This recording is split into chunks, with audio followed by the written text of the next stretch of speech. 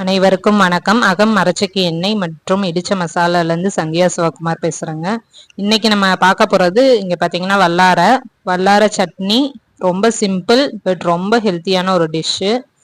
ரொம்ப டேஸ்டாகவும் இருந்தது. இது பார்த்தீங்கன்னா பிரம்மி வல்லார, இதெல்லாம் கொஞ்சம் குண்டு குண்டாக இருக்கும். இது நம்ம ஞாபக சக்திக்கு ரொம்ப நல்லதுன்றாங்க. அதை விட ரத்த ஓட்டம், பிளட் வெசல்ஸ்க்கெல்லாம் இந்த பிளட் பியூரிஃபிகேஷன் எல்லாத்துக்குமே ரொம்ப நல்லது. இப்போ இந்த வல்லாரையில பார்த்தீங்கன்னா ஒரு இலை வச்சா போதும், அது படுக்கு படர்ந்துட்டே இருக்கும். இதில் நிறைய ஃபைபர் நார்ச்சத்து இருக்கு. ஸோ நம்ம இதை சாப்பிடும்போது நம்ம டைஜஷனும் ரொம்ப நல்லா இருக்கும். நினைவாற்றலை தூண்டும் அப்படின்னு சொல்றாங்க. வல்லாரை பார்த்தீங்கன்னா நாங்கள் சும்மா ஒரு கீத்து தான் வச்சு விட்டோம். இப்போ பார்த்தீங்கன்னா ஃபுல்லாக படர்ந்துருச்சு. ஸோ நிறையா பொரிச்சாச்சு. இது பொரிக்கிறது ரொம்ப ஈஸி தான். பெரிய பெரிய இலையா இருக்கும், கொஞ்சம் குண்டா இருக்கும். இது பிரம்மி வல்லாரை, நாட்டு வல்லாரை கிடையாது. இது இப்போ நம்ம நல்லா வாஷ் பண்ணிவிட்டு சின்ன சின்ன பீஸாக பொரியல் பண்ணுற மாதிரி கட் பண்ணிக்கிறோம். கட் பண்ணிவிட்டு எடுத்து வச்சுட்டு அதுக்கப்புறம் நம்ம இந்த சட்னியை ரெடி பண்ண போகிறோம். ஃபஸ்ட்டு நல்லா ஒரு இரும்பு வடைச்சட்டியை நல்லா சூடு பண்ணியாச்சு. ஒரு 4 டேபிள் ஸ்பூன் வெள்ளை உளுந்து, 4 டேபிள் ஸ்பூன் கடலைப்பருப்பு நல்லா போட்டு ஃப்ரை பண்ணிக்கலாம் வித்தவுட் ஆயில், எண்ணெய் இல்லாமல். அதுக்கப்புறம் கொஞ்சம் தேங்காய் எண்ணெய், அகம் மரச்செக்கு தேங்காய் எண்ணெய் நாங்கள் ஒரு 3 ஸ்பூன் ஊற்றிட்டோம். அதில் சின்ன வெங்காயம் நிறையாவே கட் பண்ணி வச்சுருக்கோம். ஏன்னா நாங்கள் ஒரு 5 மெம்பர்ஸ் இருக்கோம். அதனால் இந்த சட்னிக்கு தேவையான அளவுக்கு நிறைய சின்ன வெங்காயம் கட் பண்ணி வாஷ் பண்ணி எடுத்து வச்சுருக்கோம். அதை உள்ளே போட்டு நல்லா வதக்கிக்கலாம். கூடவே ஒரு 4 வரமிளகா, கொஞ்சம் கருவேப்பிலை, உங்களோட காரத்துக்கு ஏற்ற மாதிரி நீங்கள் ஆட் பண்ணிக்கோங்க. இதை நல்லா வறுத்துக்கலாம்.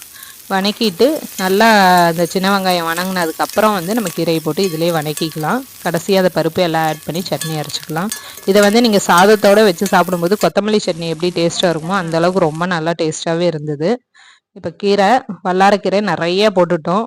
எனக்கு இது க்ரீன் லீஃப்பில் இருக்கிற சத்துக்கள் வேறு எதுலேயுமே அதிகமாக கிடையாது. நம்ம நான்வெஜ்ஜை விட இதில் ரொம்ப சத்துக்கள் அதிகமாக இருக்குது.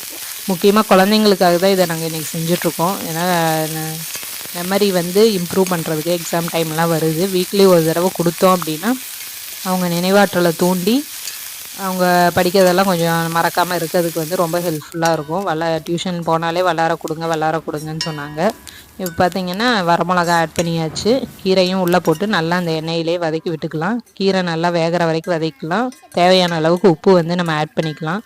கீரை வதங்கின உடனே வதங்கிருச்சான்னு எடுத்து வெந்துருச்சான்னு செக் பண்ணி பார்த்துட்டு கடைசியாக அந்த தேங்காய் பூ நம்ம ஆட் பண்ணிக்கலாம். தேங்காய் பார்த்திங்கன்னா துருவி வச்சுருக்குறோம், அதை ஆட் பண்ணியாச்சு.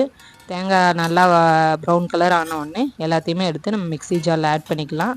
ஆட் பண்ணிவிட்டு ஒரு சின்ன சைஸ் புளி ஆட் பண்ணிக்கலாம். அப்போ தான் சட்னிக்கு அந்த டேஸ்ட் கிடைக்கும். நம்ம இங்கே தக்காளி போடல, அதனால் புளியை ஆட் பண்ணிக்கிட்டோம். இந்த வல்லார சட்னி ரெடி ஆகிடுச்சு. சப்பாத்தி, ஈவன் தோசை அது கூட வேணாலும் வச்சு சாப்பிட்லாம். நீங்களும் வீட்டில் செஞ்சு பாருங்கள். மாடி தோட்டம் வச்சுருந்தீங்கன்னா கண்டிப்பாக இந்த வல்லாரையை வச்சு பாருங்கள். அனைவருக்கும் நன்றி, வணக்கம்.